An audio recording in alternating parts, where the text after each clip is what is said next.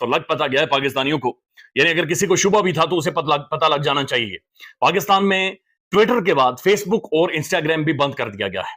यह पाकिस्तान में नहीं चल रहा और मुख्तलिफ जगहों पर ऑपरेट नहीं हो रहा। आप वीपीएन लगाएंगे तो फेसबुक और इंस्टाग्राम दौड़ेगा, लेकिन वीपीएन नहीं लगाएंगे तो फिर ये फेसबुक और इंस्टाग्राम पाकिस्तान के अंदर नहीं चलता। ये बताइए कि इन हालात में जहां आपको एक एलिमेंट ऑफ होप करते हैं, थोड़ी सी स्टेबिलिटी लाते हैं, सबसे बड़ी पॉलिटिकल इंस्टेबिलिटी का बम फाड़ दिया गवर्नमेंट ने खुद। आप बैन करने की बात कर रहे हैं। अच्छा, एक तो पाकिस्तान के अंदर इमरजेंसी लगाने की बात की जा रही है, जो कि बड़ी इंपॉर्टेंट चीज़ है। इमरजेंसी मुल्क में माजी में लगी भी है। अगर आप खबर ये कि पीटीआई और सुन्नी इत्तेहाद काउंसिल की पार्लिमानी पार्टी का अहम मुश्तरका इजलास तलब कर लिया गया है।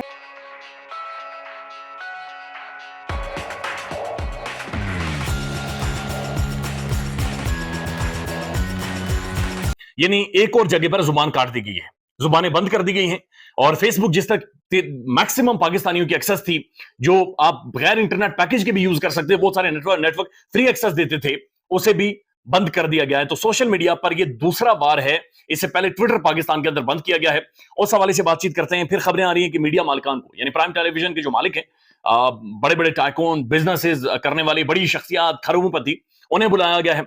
उस हवाले से भी आपको बताते हैं। साथ साथ इलेक्शन कमीशन ऑफ पाकिस्तान, एक ऐसा इदारा जिसने इस मुल्क को बर्बाद कर दिया है, एक ऐसा इदारा जिसने 2024 के इंतखाबात के अंदर अपना मुंह काला करवाया है, एक ऐसा इदारा जिसके अरकान के ऊपर आर्टिकल 6 संगीन गद्दारी के, और उन्हें सजाएं होनी चाहिए, उनकी गिरफ्तारियां होनी चाहिए, उन्हें निशाने इबरत बनाना चाहिए, उन्हें घसीटा जाना चाहिए।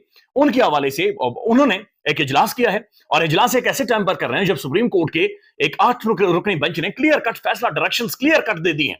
यानी पाकिस्तान की सबसे बड़ी अदालत, मुंसिफ आला, सबसे बड़ी जुडिशरी, वो एक फैसला दे चुकी है। लेकिन उसके ऊपर इलेक्शन कमीशन ऑफ पाकिस्तान का नहीं, हम पहले जाकर जनाब हम इजलास करेंगे और इजलास के अंदर रास्ते निकालेंगे कि हमने क्या करना है, फैसले पर अमल दरामद करना है। लेकिन ये इजलास इसलिए बुलाया जा रहा है कि फैसले पर कैसे अमल दरामद हमने नहीं करना, यानी कैसे इस चीज से हमने निकलना है। तो उसके ऊपर जो उन्होंने 2-3 लाइनों का जो प्रेस रिलीज जारी किया, वो भी आपको बताते हैं। बहरहाल बड़ी खबर यह है कि मीडिया मालिकान को बुलाया गया है। खबरें आ रही हैं, तारिक मतीन साहब ने भी आज दिन में डिस्कस किया था। पाकिस्तान के जो प्राइम टेलीविजन है, तमाम मीडिया हाउसेस, यानी बड़े बड़े टीवी चैनल, उन सब के मालिकान को बुलाया गया है और उन्हें बुलाकर गाइडलाइन दी गई है। नई गाइडलाइन है और नई गाइडलाइन में यह कहा गया कि जनाब पॉलिटिक्स के ऊपर, सियासत के ऊपर आपने कम बात करनी है। न्यूज चैनल्स हैं, लेकिन इतलात ये आ रही हैं, मुज्जात खबरें, कि उन्हें बुलाकर यह कहा गया कि आपने पॉलिटिक्स के ऊपर कम बातचीत करनी है। अपने एंकर्स को कह दें कि ज्यादा सियासत ना छेड़े, पॉजिटिव इश्यूज की तरफ जाए ना। गिलगित बल्तिस्तान की तरफ टूरिज्म जा रहा है, उनजा में इस वक्त कौन कौन से फल लगे हुए हैं, फिर और चीजें डिस्कस करें। देखें जी, पता नहीं पॉजिटिव क्या चीज हो सकती है, मैंने खुद ही सोचें पाकिस्तान में क्या पॉजिटिव हो सकता है। लेकिन चले कुछ भी गुमान करें कि शायद गोविंदा नई फिल्में लेकर आने वाला है, शायद पाकिस्तानी ड्रामों के अंदर आज के बाद जो तलाक और तलाक के बाद दोबारा से निकाह और फिर दोबारा निकाह होकर फिर तीसरे के साथ जो आशिकी करनी है, ये नहीं होगा शायद। तो कहते हैं कि जनाब पॉजिटिव कंटेंट लाइन, पॉजिटिविटी के ऊपर बातचीत करें। जनाब दूध और शहद की नहरें बह रही हैं, ये लोग बेवकूफ हैं, ये गमाशते हैं, ये तहरीक इंसाफ के गमाशते हैं, ये जहनी मरीज हो गए हैं, ये लोग मेंटली एग्जॉस्ट कर गए हैं, ये गजनी हैं, ये झूठ बोलते हैं, फ्रॉड करते हैं, क्योंकि पाकिस्तान में तो तबाही निकली हुई है। यानी इतनी खुशियां हैं कि खुशियां समेट रही, बल्कि ये कह दें कि पाकिस्तान के अंदर अस्पतालों में लोगों के मरने की शरह खुशी से ज्यादा हो गई है। यानी ज्यादा खुश हो कर हंस हंस कर लोगों की सांस रुक रही है। आपके अपने फाइनेंस मिनिस्टर, लेकिन माइक साहब, मैं ये पूछना चाहूँगा कि जाहिर है कि सज़ा ये है कि बस एक बड़ा डेस्परेट और बहुत ही एंग्री रिस्पांस पीटीआई को दिया जाए, मगर इससे ज़्यादा क्या होगा? इमरान खान 1 साल से जेल में बंद हैं, 1 साल से उनकी कोई वीडियो तस्वीर आवाज़ नहीं आई है। 1 साल के दौरान इलेक्शन हो गया जिसमें पीटीआई को ना सिंबल मिला, ना नाम मिला। इलेक्शन में जो उनके साथ हुआ वो सबके सामने है। तो अब मजीद क्या पीटीआई और इमरान खान के पास लूज करने के लिए क्या है? हुकूमत अब क्या हासिल कर सकती है मजीद, और क्या कर लेगी इमरान खान और पीटीआई के साथ? मेरा नहीं, आई एग्री विद यू। उनके पास तो लूज करने के लिए क्या, भी अब आपने देखे नए मुकदमात शुरू हो गए हैं, तोशाखाना 2-3 वो भी आ गया है, अब ये आर्टिकल 6 की बात हो रही है, सब कुछ हो रहा है। देखिए मेरा ख्याल है इमरान खान एक चीज़ पे कामयाब हो गए हैं। इमरान खान साहब कामयाब हो गए हैं बेट करने का, इंस्टीट्यूशन को उन्होंने, या लीडरशिप को इंस्टीट्यूशन की बेट कर लिया। आपको नजर आ रहा है कि गुस्से की रिस्पॉन्स है, ये एक कैलकुलेटेड मूव से ज्यादा गुस्से की रिस्पॉन्स है। जब आप कहते हैं अच्छा यार इस बंदे ने मेरे बारे में भी ये कह दिया, फलाने के बारे में भी कह दिया, किसी को नहीं छोड़ा, बस यार बहुत हो गया, this needs to be fixed now. Governments मैं तो हमेशा से कहता हूँ खान साहब, यहाँ पे मसला क्या है, इंडिविजुअल्स बिहेव करते हैं इंस्टीट्यूशंस की तरह और इंस्टीट्यूशन बिहेव करते हैं इंडिविजुअल्स की तरह। यहाँ पे अब जो लाइंस अब क्रॉस हो गई हैं, पर्सनल एक्यूजेशंस की, एक दूसरे पे इल्जामात की, और जिस किस्म की ज़बान इस्तेमाल हो रही है वो कोई भी रिएक्ट करेगा। सो अब ये ज़ातियात पे बात आ गई है।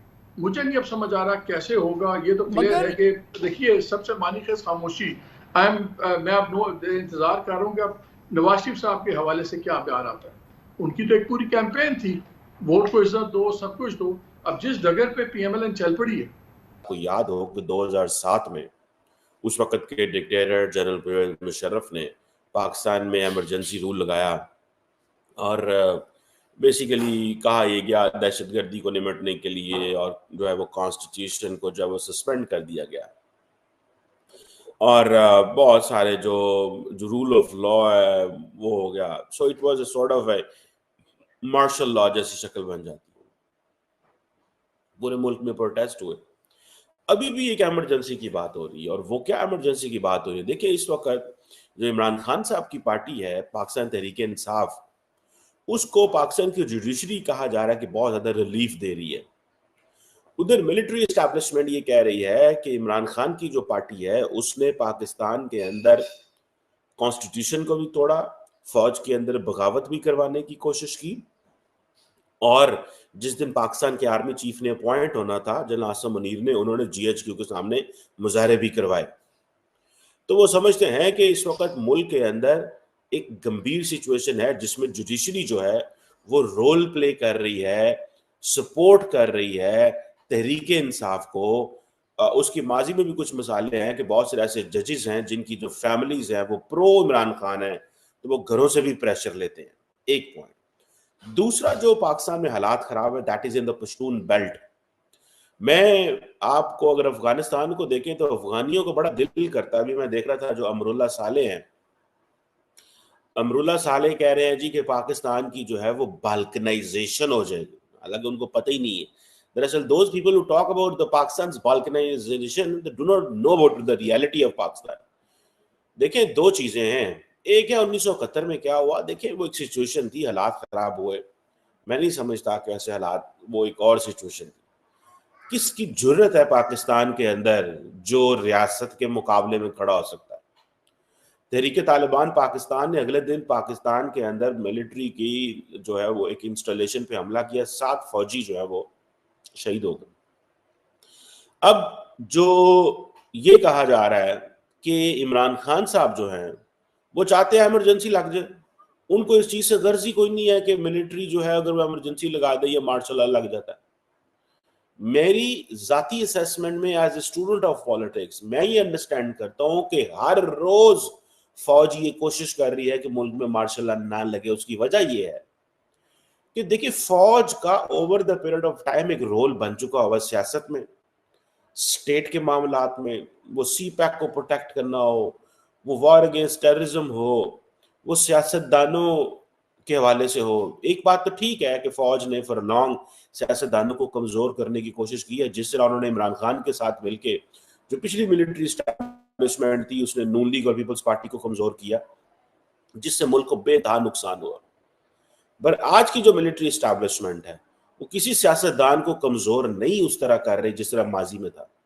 आज की मिलिट्री एस्टैब्लिशमेंट ये कह रही है कि जिन लोगों ने 9 मई करवाया, फौज के अंदर फूट डालने की कोशिश की, उस दिन हालात खराब करने की कोशिश की, हम उन लोगों को पनिश करना चाहते हैं। That's it. ये है हमारा मौका।